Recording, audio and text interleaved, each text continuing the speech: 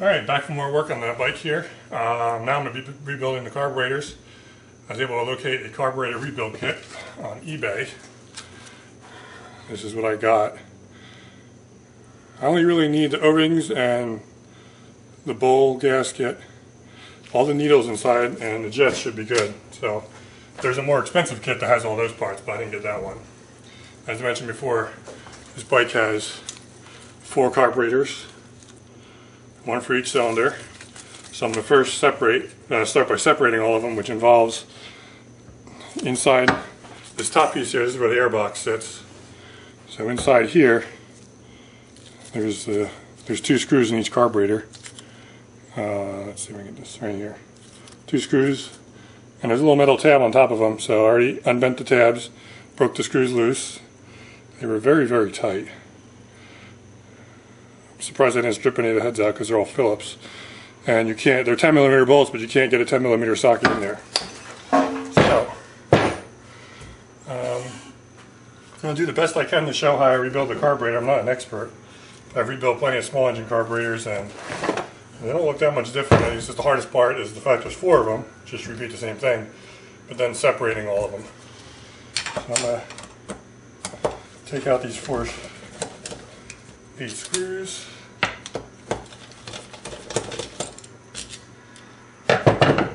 And this is the little, I guess, piece of metal that sits on top of the screws. It's got the tabs on it. And you bend over. I'm not going to focus. Alright.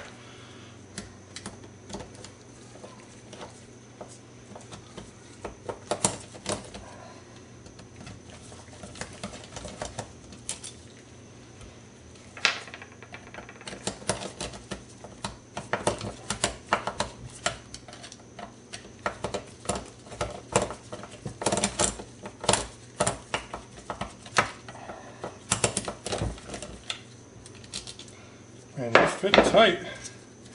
There's not much room for the head of the screw in there to turn.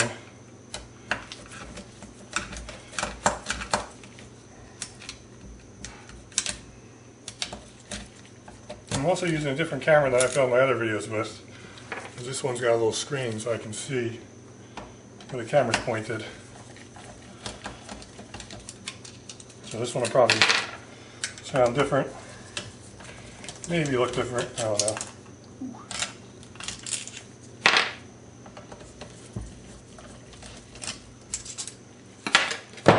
Alright, and I'll take this out in the center.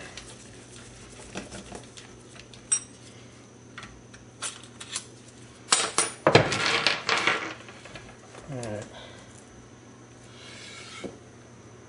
Now there's a little O-ring that sits between the carburetor and this, so try and pry this off.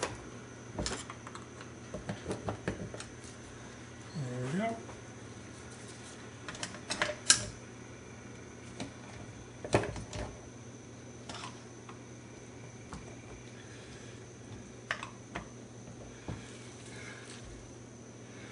I've never actually had this. I've never actually rebuilt these carburetors or had it apart before, so I do have a service manual right here next to me, so I'm going to be following that.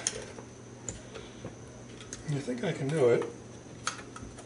I think it looks more intimidating than it really is. Carburetors themselves are not going to be difficult to build. There we go. Carburetors themselves are not going to be difficult to build. It's going to be just separating them. Here's a little O-ring. You actually don't feel too brittle. I mean, the bike's almost 35 years old. I expected these to be super brittle, but they're not. I'm not going to reuse them, but alright. Now, the next thing, according to the book, is this lever here. Alright. Now maybe I should zoom the camera in.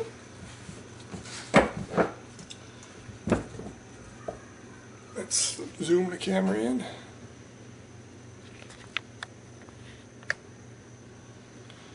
Okay.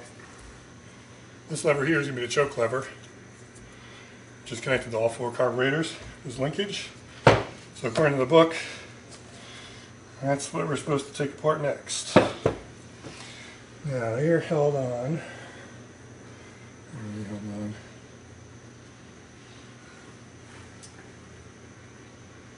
No. Looks like little tiny C-clips. Little tiny cotter pins. Alright.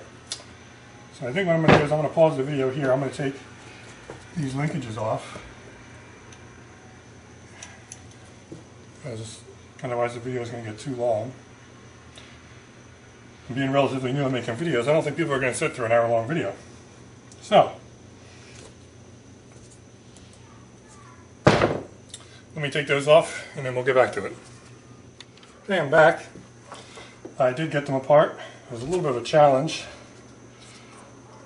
For the linkages on the top, choke linkages on the top, instead of taking out the cotter pin that's on the bottom. I don't know if I can get my camera to focus. Alright, there's a cotter pin on the bottom there. I just took out the nut that holds it to the shaft. It has there's 2 flat spots on it, so it's only going to go back on one way. And then, once the linkages were off, it was just a matter of carefully separating them. Now the carb, let's switch in and show you here. You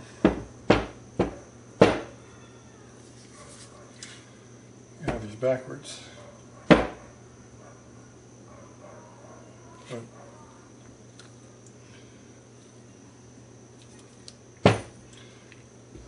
Alright, I guess I can show you this one here. The carburetors have pipes that connect them all the way across. On the top, there's a black pipe here. It's just it pulls air in from the air box, goes on the top. On the bottom is the fuel pipes to pass through.